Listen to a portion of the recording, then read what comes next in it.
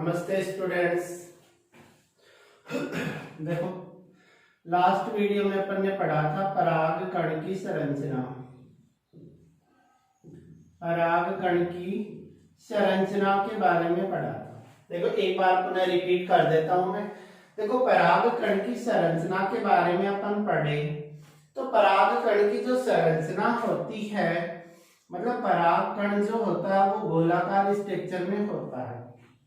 ये जो पुष्प जो होता है उसमें जो नर युग्मकोद्भिद होता है उसका प्रतिनिधित्व करता है कौन? परागकण। अपने को पूछ लिया जाता है कि नर युग्मकोद्भिद का प्रतिनिधित्व कौन करता है, तो आप क्या बोलोगे? परागकण करते हैं।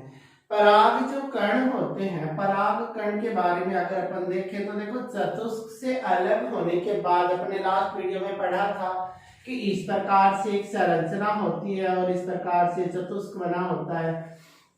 चतुष्क की ये जो भित्ति है ये टूटने के बाद ये प्रत्येक जो कण है वो अलग हो जाता है चतुष्क से, और अलग होने के बाद वो राउंड से प्राप्त कर लेता है। तो उस वही एक पार्ट क्या है? परागकण है।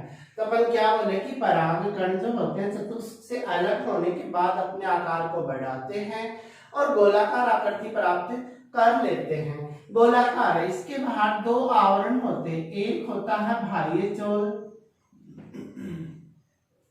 एक होता है आंतः चोल। इसके दो आवरण होते हैं, एक होता है बाह्य चोल और एक होता है अंतः चोल। अगर बाह्य चोल की बात करें तो ये जो बाह्य चोल होता है थोड़ा रफली होता है। रफली यानी खुरदरा यानी अलंकृत होता है। जगह जगह पे इस पे क्या होते हैं? अलंकरण उभार होते हैं इस प्रकार से। और जो बाह्य जो चोल होता है उस बाह्य चोल के ऊपर स्पोरोपोलेनिन का क्या होता है? जमाव होता है। इस बाह्य चोल के ऊपर स्पोरोपोलेनिन का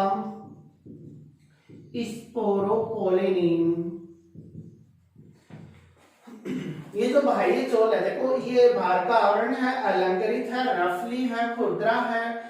और ये जो बाह्य चोल है ये स्पोरोपोलेनिन का इस पे क्या होता है? इसके चारों ओर जमा होता है। तो जो स्पोरो जो पोलेनिन होता है ये एक ऐसा पदार्थ होता है जिसका क्या नहीं होता? विघटन नहीं होता। अगर इसका विघटन नहीं होगा तो बाह्य चोल का विघटन नहीं होगा। इसका मतलब स्पोरोपोलेनिन के कारण ही ये क्या है? सेफ रहता है। अब एक बात अपने और पढ़ी थी कि जो बाह्य जो चोल होता है इसके ऊपर छोटे छोटे क्या होते हैं? इस प्रकार से छिद्र होते हैं, छोटे छोटे छिद्र होते हैं। इन छिद्रों को बोलते हैं जनन छिद्र। क्या बोलते हो? जनन छिद्र। जो जनन छिद्र वाला जो पार्ट होता है उसके ऊपर स्पोरोपोलेनिन का जमाव नहीं होता है। तो पूछ लिया जाता है कि परागकण संरचना में वो कौन सा भाग है जिसपे स्पोरोपोलेनिन का जमाव नहीं होता, तो अपन क्या बोलेंगे? वो क्या है? जनन छिद्र होता है। अगर पराग कण है उसका अगर अंकुरण होगा परागण के बाद, तो जो पराग जो नली निकलेगी वो पराग नली यहीं से निकलती है, इन छिद्रों से ही निकलती है। अंदर की बात अपन ने पढ़ी थी कि अंदर वाले पार्ट को बोलते हैं अंतः चोल। जो अंतः चोल वाला पार्ट होता है ये सेलुलोज और पेक्टिन का बना होता है। किसका बना होता है? सेलुलोज और पेक्टिन का बना होता है। ये जो अंदर वाला पार्ट है कुछ मुलायम होता है। अब अगर और भी अंदर की बात करें, अपन अंदर की बात करें तो इसके अंदर दो प्रकार की जो पराग जो कण है, अगर ये परागकण परिपक्व हो जाता है तो परिपक्व होने पर इसमें दो प्रकार की कोशिकाएं बनती हैं। एक को बोलते हैं कायी कोशिका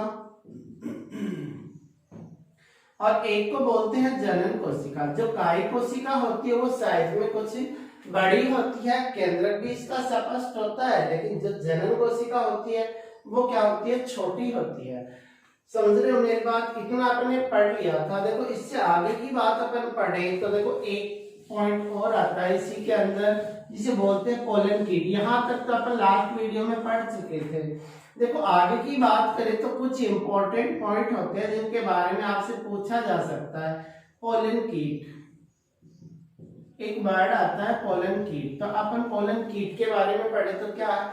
देखो ये जो पराग जो कण होता है, ये जो पराग कण इन पराग कणों की जो बाह्य भित्ति होती है, यहाँ पर कभी कभी कुछ जो पेड़ पौधों के जो पराग कण हैं उनके ऊपर यहाँ पर एक चिपचिपा पदार्थ पाया जाता है जो तरल यानी तेलीय होता है। क्या बोले कि कुछ आवर्त बीजी जो पादप होते हैं उनके परागकण ऐसे होते हैं कि उन परागकणों के बाहर की ओर एक चिपचिपा तेलीय पदार्थ होता है।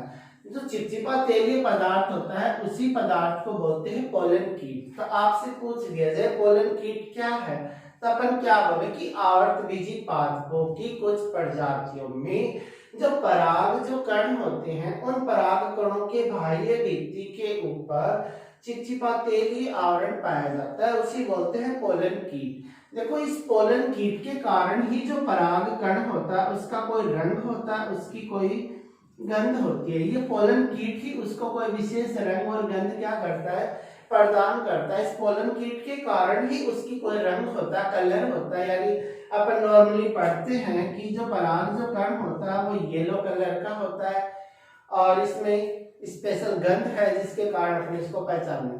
तो इसमें कोई रंग है, गंध है। अब बात यह आती है कि इसका स्पेशल रंग है, इसका स्पेशल कुछ गंध है। तो कीट पतंगे, तितलियां वगैरह हैं, कीट पतंगे वगैरह हैं, वो क्या करते हैं, मधुमक्खियां वगैरह हैं, इस गंध के कारण और इस रंग के कारण इस फलों के पराग कणों की ओर क्या होते हैं, आकर्षित होते हैं। और जब वो कीट पतंगे इस पराग कणों के ऊपर आकर बैठ जाते हैं तो ये जो चिपचिपा पोलन कीट पदार्थ है ये उनके पैरों पे, पंखों पे चिपक जाता है। अगर ये चिपकेगा तो ये परागकण भी चिपकेगा। अगर वही कीट उड़ करके किसी पुष्प की वर्ती कागज पे बैठ जाए, यहाँ बैठ जाए, तो ये जो पराग कण है वो यहाँ गिर जाते हैं और यहाँ गिर जाएंगे तो परागण की क्रिया क्या हो जाएगी, संपन्न हो जाएगी। कौन सी क्रिया संपन्न होगी, परागण की क्रिया संपन्न होगी। समझ रहे हो मेरी बात। तो ये पोलन कीट होता है। अब आपसे प्रश्न पूछ लिया जाता है कि जो पोलन जो कीट होता है उसका कार्य क्या होता है, तो अपने को पूछे कि पोलन कीट का कार्य क्या है, तो अपन क्या बताएंगे, इसका कार्य क्या है। एक बात ये बताएंगे कि जो पोलन कीट होता है इसका कोई विशेष रंग और गंध होती है जिसके कारण ये मतलब पराग कणों को एक विशेष रंग और गंध प्रदान करते हैं जिसके कारण कीट पतंगे उनकी ओर आकर्षित होते हैं। सीधी सी बात है कि कीट पतंगों को क्या करता है, आकर्षित करने का कार्य करता है। दूसरी बात, अगर कीट पतंगे इसकी ओर आकर्षित होंगे तो ये परागकण उनके शरीर पे चिपकेंगे और यहाँ से वहां गिरेंगे। इसका मतलब है कि पोलन कीट जो होता है वो परागण की क्रिया में क्या करता है, सहायता करता है, हेल्प करता है। समझ रहे हो मेरी बात। अगर लास्ट पॉइंट अपन देखें तो सूर्य से जो भी पराबैंगनी प्रकाश आता है, सूर्य से जो भी पराबैंगनी प्रकाश आता है, पराबैंगनी किरणें होती हैं वो घातक है।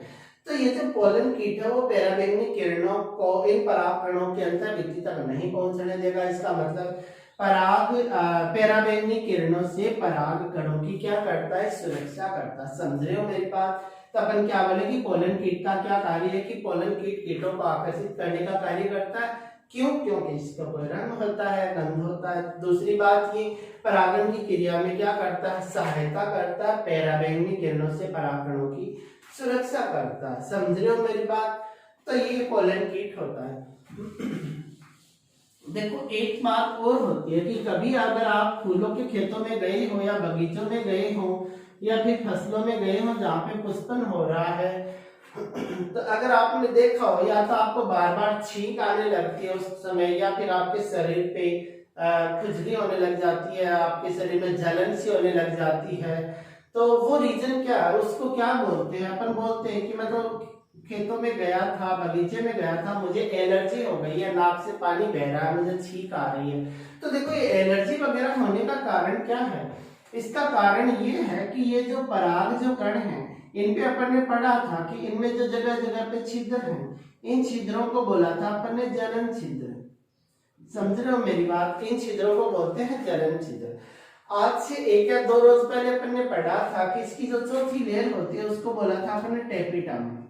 याद आ रहा कुछ, चौथी लेयर को टेपिटम बोला था। तो टेपिटम की कोशिकाएं हैं वो एक प्रोटीन का निर्माण करती हैं। क्या करती है? टेपिटम की कोशिकाएं एक प्रोटीन का निर्माण करती हैं और वो जो प्रोटीन होता है ये इन जनन छिद्रों में यहाँ भर जाता है। इस प्रकार से ये प्रोटीन इन जनन छिद्रों में भर गया। अब जैसे ही ये परागकण वायुमंडल की नमी के संपर्क में आएगा तो नमी के संपर्क में आने से ये टेपिटम की जो प्रोटीन है ये यहाँ से निकल के क्या आ जाती है? बाहर वातावरण में आ जाती है और बाहर आने से इसकी वजह से ही अपने को क्या होती है? एलर्जी होती है, ज्वर उत्पन्न होता है, बुखार आने लगती है हल्की सी। तो अपन क्या बोल सकते हैं कि इससे एलर्जी पैदा होती है। तो आपसे पूछ लिया जाता है कि परागकण एलर्जी पैदा करने वाले कारक होते हैं, समझाइए।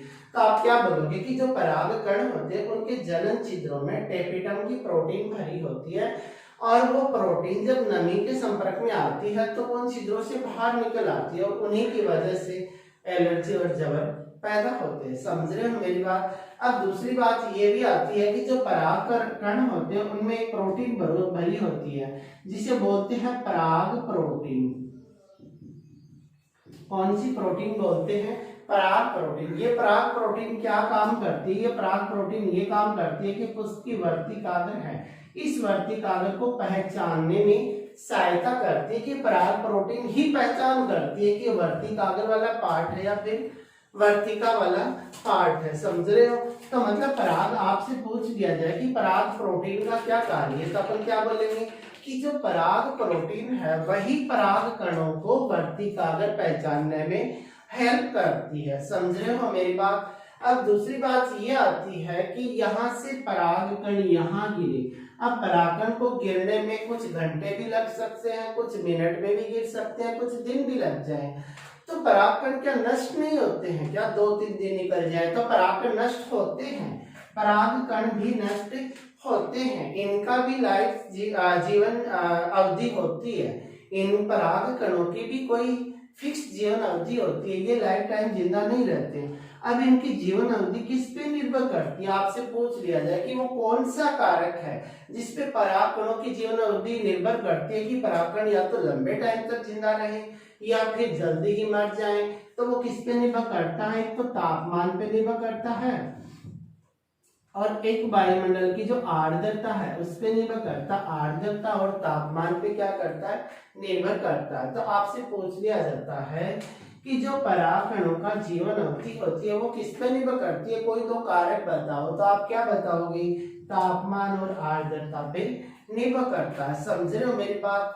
आगे की बात अगर अपन देखें तो जो पराग जो कण होते हैं उन परागकणों को मान लो किसी पेड़ पे परागकण है, अपने को लंबे समय तक इनको सेफ रखना है तो फिर अपन क्या करें? जैसे देखो ब्लड बैंक में अपने ब्लड को सेफ रखा जाता है, काफी महीनों तक वो खराब नहीं होता है, अपने को दोबारा आवश्यकता होती है या किसी दूसरे व्यक्ति को आवश्यकता होती है तो मतलब वो ब्लड यूज में ले सकते हैं। तो वैसे इन परागकणों को भी सेफ रखा जा सकता है। तो परागकणों को सेफ रखना है तो अपन क्या करेंगे? इन परागकणों को द्रव्य नाइट्रोजन में भर के रख दिया जाता है।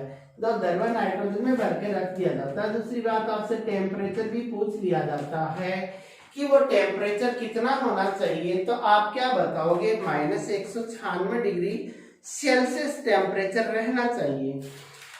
इतने टेम्परेचर पे ये द्रव्य नाइट्रोजन के अंदर आसानी से क्या होंगे? लंबे समय तक जिंदा रह पाएंगे। समझ रहे हो मेरी बात? ये आपका टॉपिक हुआ कंप्लीट। अब देखो आगे का टॉपिक स्टार्ट करने जा रहे हैं, उसका नाम होगा नरयुग्मकोद्भिद का परिवर्धन। की जो नरयुग्मकोद्भिद होता है, जो परागकण होता है, जो आपके लघु बीजाणु होते हैं, उनका परिवर्धन कैसे होता है। समझ रहे हो मेरी बात? क्या है अपना टॉपिक? नरयुग्मकोद्भिद का परिवर्धन।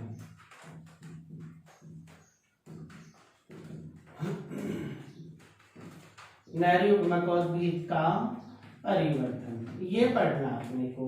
क्या पढ़ना है? नरयुग्मकोद्भिद का परिवर्धन पढ़ना। अब देखो एक बात सुनो, आपने पीछे पढ़ लिया कि नरयुग्मकोद्भिद जो अभी जो बनाए थे अपने परागकण, इनको आप बोलते हो लघु बीजाणु भी बोलते हो। तो जो नरयुग्मकोद्भिद होता है, जो नरयुग्मकोद्भिद होता है, इसकी पहली कोशिका होती है उसे बोलते हैं लघु बीजाणु। क्या बोलते हैं? लघु बीजाणु, या आप इनको परागकण भी बोल सकते हो। क्या बोल सकते हो? पराग कण बोल सकते हो। समझ रहे हो मेरी बात। अब देखो प्रारंभ में जो पराग कण थे इस प्रकार से ऐसे चतुष्क के रूप में व्यवस्थित थे, जो अपन पढ़ चुके हैं पहले, चतुष्क के रूप में व्यवस्थित थे। जैसे ही इनकी ये भित्ति टूटती है तो ये जो चार चतुष्क थे ये चारों क्या हो जाएंगे, अलग अलग हो जाएंगे और प्रत्येक पार्ट अलग होकर के अपने आकार को क्या करता है, तेजी से बढ़ाता है और गोलाकार आकृति प्राप्त कर लेता है। तेजी से अपने आकार को बढ़ाता है और गोलाकार आकृति प्राप्त कर लेता है तो वो क्या बन जाता है, पराग कण बन जाता है। समझ रहे हो मेरी बात। अब देखो दूसरी बात ये है कि जो नरी मकोद्गीत होता है ये आपका परागकण बन गया। अब जो परागकण या लघु बीजाणु बन गया है, अब ये जो लघु बीजाणु है इस लघु बीजाणु की कुछ अवस्था तो क्या होती है, कुछ परिवर्तन तो इसमें क्या होते हैं कि परागण से पहले होते हैं। कुछ परिवर्तन तो परागण से पहले होते हैं, पूर्व होते हैं, और कुछ परिवर्तन परागण के बाद होते हैं। कुछ परिवर्तन तो परागण से पहले होते हैं और कुछ परिवर्तन बाद में होते हैं। जैसे परागकण तो बन गया, अब इस परागकण या लघु बीजाणु, ये लघु बीजाणु बना है, इस लघु बीजाणु में देखो परागण तो अपन पढ़ ही चुके हैं कि आवर्ती काव्य पे परागकणों का गिरना ही क्या कहलाता है, परागण। ये है परागण। तो कुछ परिवर्तन तो इसमें क्या होते हैं कि परागण से पहले होते हैं और कुछ परिवर्तन होते हैं वो परागण के बाद होते हैं। अब देखो बात क्या आती है कि परागण से पहले कौन कौन से परिवर्तन होते हैं। देखो ध्यान से सुनो कि जो लघु बीजाणु है, ये मान लो लघु बीजाणु, इस लघु बीजाणु का ये केंद्रक है, क्या है, केंद्रक है। अब अपन पढ़ रहे हैं कि परागण से पूर्व, परागण से पूर्व देखो कौन सी घटना होती है कि परागण से पूर्व क्या है, ये जो परागकण है ये लघु बीजाणु, ये लघु बीजाणु है, इसका ये जो केंद्रक है, ये केंद्रक है, ये सूत्री विभाजन के द्वारा विभाजित होकर के और दो केंद्रकों में क्या हो जाता है, ये विभाजित हो जाता है। ये दो केंद्रकों में विभाजित हो जाएगा। एक केंद्रक को बोला जाता है कायिक केंद्रक और एक केंद्रक को बोला जाता है जनन केंद्रक। ये दो केंद्रकों में डिवाइड हो गया, एक हो गया कायिक केंद्रक, एक हो गया जनन केंद्रक। समझ रहे हो मेरी बात। तो अपन ने क्या पढ़ा था कि जो चतुष्क से अलग होने के बाद जो लघु बीजाणु है वो अपने आकार को तेजी से बढ़ाता है, अपने जीवद्रव्य को बढ़ाता है। उसके बाद में कुछ घटनाएं तो परागण से पहले होती है, कुछ घटनाएं परागण से बाद होती है। देखो परागण से पहले क्या होता है, इसका जो केंद्रक होता है ये सूत्री विभाजन द्वारा दो केंद्रकों में डिवाइड हो जाता है। एक केंद्रक को बोला जाता है कायिक केंद्रक और एक केंद्रक को बोला जाता है जनन केंद्रक। समझ रहे हो मेरी बात। अब देखो कायिक केंद्रक और जनन केंद्रक, इन दोनों के बीच भित्ति बनने से इसके बाहर की ओर भित्ति बन जाए और इसके बाहर की ओर भित्ति बन जाए तो इससे तो बन जाती है कायिक कोशिका। क्या बनती है, कायिक कोशिका बनती है और इससे बनती है जनन कोशिका।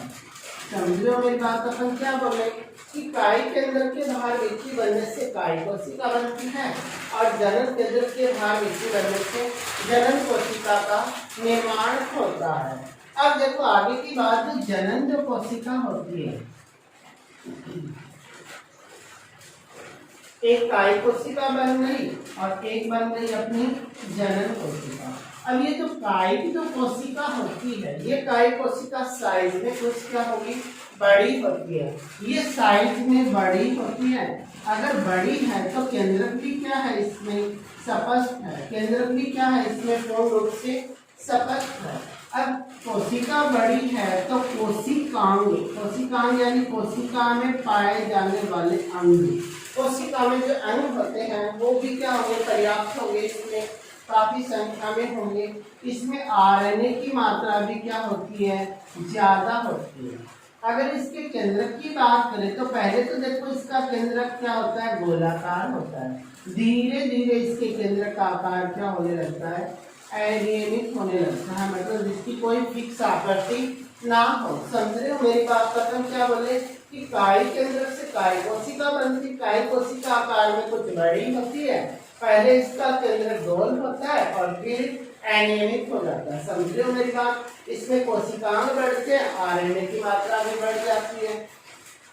अगर जनन कोशिका की बात करें तो जो जनन जो कोशिका होती है, ये जनन कोशिका की आकृति इससे कुछ क्या होती है, छोटी होती है। काय कोशिका से क्या होती है, छोटी होती है। और कोशिका छोटी होती है, दूसरी बात ये कि इसमें आरएनए की मात्रा भी क्या होती है, इसकी तुलना में कुछ कम होती है। अगर कोशिका छोटी है तो कोशिकांगों की संख्या भी क्या होती है, इसमें कम होती है। समझ रहे हो मेरी बात? इतना कार्य होने के बाद में ये परागकण यहाँ गिर जाते हैं और परागण की क्रिया संपन्न हो जाती है। क्या हो जाता है? परागण की क्रिया संपन्न हो जाती है। अब ये इतना कार्य तो होता है परागण से पूर्व। अब देखो परागण के बाद क्या होता है, अपन क्या पढ़े परागण के बाद। अब देखो परागण के बाद क्या होता है, परागण के बाद ये होता है कि जो ये कायिक कोशिका है, ये जो परागकण है, यहाँ पर जाके परागकण का होगा अंकुरण। क्या होगा? परागकण का होगा अंकुरण। और परागकण के अंकुरण के बाद ये जो कायिक जो कोशिका है, इस कोशिका से क्या निकलती है, इस प्रकार से एक नली निकलती है। इस प्रकार से इसे बोलते हैं पराग नली। क्या बोला जाता है? इसे बोला जाता है पराग नलिका। ये जो पराग नलिका जो होती है वो कायिक कोशिका से बनती है। कौन सी कोशिका से बनेगी? कायिक कोशिका से बनती है। और ये पराग नली इस वर्तिका वाले भाग में आगे की ओर क्या करती जाएगी, वृद्धि करती जाएगी, वृद्धि करती जाएगी। समझ रहे हो मेरी बात? अब ये वृद्धि करने के बाद बच गई कौन? जनन कोशिका। ये जनन कोशिका क्या करेगी, अभी तो गोलाकार नजर आ रही है, क्या हो जाएगी, इस प्रकार से चपटी हो जाती है। इस प्रकार से चपटी, और चपटी होकर के क्या करके इस पराग नली के अंदर आ जाती है और पराग नली में आगे की ओर क्या करने लगती है, वृद्धि करने लगती है। और वृद्धि करके ये क्या करती है, पराग नली के अंदर ही नरयुग्मकों का क्या करती है, निर्माण करती है। इस प्रकार इसका क्या होता है, नरयुग्मकोद्भिद का परिवर्तन होता है। समझ रहे हो मेरी बात? तो अपन ने क्या पढ़ा कि चतुष्क से अलग होने के बाद लघु बीजाणु आकार को बढ़ाते हैं, गोलाकार हो जाते हैं। इनका जो केंद्रक होता है वो दो पार्ट में डिवाइड हो जाता है, एक कायिक केंद्रक बनता है, एक जनन केंद्रक। कायिक केंद्रक और जनन केंद्रक के बीच भित्ति बनने से कायिक कोशिका बनेगी और जनन से जनन कोशिका बनेगी। कायिक कोशिका साइज में बड़ी होती है तो जीवधर्मी भी ज्यादा होगा। केंद्रक इसका पहले गोल होता है, फिर अनियमित हो जाता है, आरएनए की मात्रा भी ज्यादा होती है, कोशिकांग भी ज्यादा होते हैं। अगर जनन कोशिका की बात करें तो ये साइज में कुछ छोटी होती है। साइज में छोटी है तो जीवद्रव्य भी कम होगा, कोशिकांग भी कम होंगे, आरएनए भी कम होगा। समझ रहे हो मेरी बात? अब इतना होने के बाद ये जो लघु बीजाणु है ये वर्तिकाग्र पे पहुंच जाते हैं और परागण की क्रिया हो जाती है। ये परागण से पहले होता है। परागण के बाद क्या होता है कि परागकण का अंकुरण होगा, पराग नली निकलेगी। अब ये जो पराग नली है ये कौन सी कोशिका से निकलती है, कायिक कोशिका वाले भाग से निकलती है। कायिक कोशिका पराग नली निकालेगी जो वर्तिका में वृद्धि करेगी। अब जनन कोशिका ये चपटी होकर के इस नली में चली जाएगी और दो नरयुग्मकों का निर्माण कर देगी। समझ रहे हो मेरी बात? तो इस प्रकार नरयुग्मकोद्भिद का परिवर्तन होता है। अब देखो अगला टॉपिक अपना है कि इसमें क्या बन गए, दो नरयुग्मक बन गए। अब पूछा जाए कि आपको नरयुग्मकोद्भिद या नरयुग्मक कैसे बनते हैं, क्या पूछा जाए कि नरयुग्मक का निर्माण, नरयुग्मकों का निर्माण, ये नरयुग्मक कैसे बनते हैं। तो जैसे अपने अभी भी पढ़ा उसी के बारे में आप लिख सकते हो। समझ रहे हो मेरी बात? कि परागण, यहाँ परागण की क्रिया हो गई, क्या हो गया, परागण की क्रिया हो गई। परागण की क्रिया के बाद वर्तिकाग्र वाले भाग पर पराग कणों का होता है अंकुरण। पराग कणों का होता है अंकुरण। पराग कणों का अंकुरण होने से पराग जो कण है, ये परागकण है, इसमें एक कायिक कोशिका होती है, एक जनन कोशिका होती है। कायी कोशिका से निकलती है, इस प्रकार से एक पराग नली निकलती है। क्या निकलती है? पराग नली। इसको बोलते हैं पराग नलिका। इस प्रकार एक पराग नलिका निकलती है जो कायी कोशिका से निकलती है। समझ रहे हो मेरी बात? ये पराग नलिका आगे अवर्तिका में वृद्धि करती जाती है और ये जनन जो कोशिका ये चपटी होकर के इस पराग नली में आ जाती है। पराग नली में आने के बाद में ये क्या करती है? नर युग्मकों का निर्माण करती है। नर युग्मकों का क्या करती है? निर्माण। तो इस प्रकार नर युग्मकों का निर्माण होता है। समझ रहे हो? तो आज इतना ही पढ़ेंगे, बाकी इसको अगले वीडियो में रिवाइज कर लेंगे। Okay, bye.